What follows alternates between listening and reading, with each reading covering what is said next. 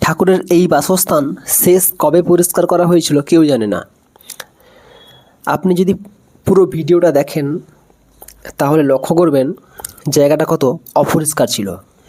এবং ভালো করে লক্ষ্য করুন, ঠাকুরের মূর্তিটাকে একটা লাঠির স্টিক দিয়ে দাঁড় করানো আছে। মানে আপনি কি বলবেন, এর থেকে আপনি কিছু মুখের বলার ভাষা নেই। আজকে আমি গেছিলাম শালবনের দিকে, ওখানে দেখলাম রাস্তার পাশে ঠাকুরের মূর্তিটা এইভাবে লাঠি দিয়ে স্টিক দিয়ে দাঁড় করানো আছে এবং জায়গাটা এক আঁঠু নোংরা হয়ে আছে।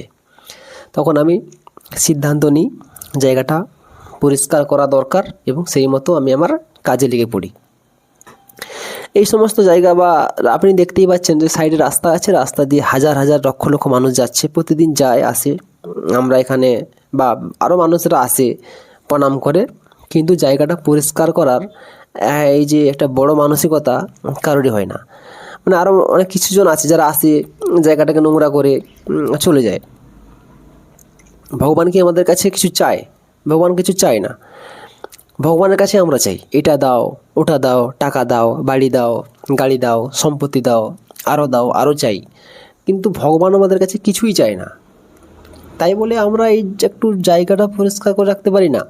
এখানে যে শুধু কার্তিক ঠাকুরের মূর্তি রয়েছে বা আরও কিছু ঠাকুরের মূর্তি, যেমন শিব ঠাকুরের মূর্তি ছোট ছোট রয়েছে, লক্ষ্মী গণেশ রয়েছে এবং উল্টা পাশে রয়েছে বাবা লোকনাথের মূর্তি। জায়গাটা প্রচণ্ড পরিষ্কার ছিল। আমি প্রথমে এখানে গিয়ে ঝাঁটাই এবং পরিষ্কার করে কার্তিক ঠাকুরের বিভিন্ন জিনিস ছিল, যেমন মাদুর, তারপর বালিশ, জলের বোতল, লেপ, এগুলো ছিল। এগুলো সাইড করি এবং জায়গাটা খুবই ভালোভাবে পরিষ্কার পরিচ্ছন্ন করে দিই এবং ভগবানের মূর্তিকে গাছের গোড়ায় রেখে দিই। এখন আপনি বলেন, আপনি যদি আমাকে সাপোর্ট করেন তাহলে আমি এই ধরনের ভিডিও আরও করব এবং আমি মনে করি এই সমস্ত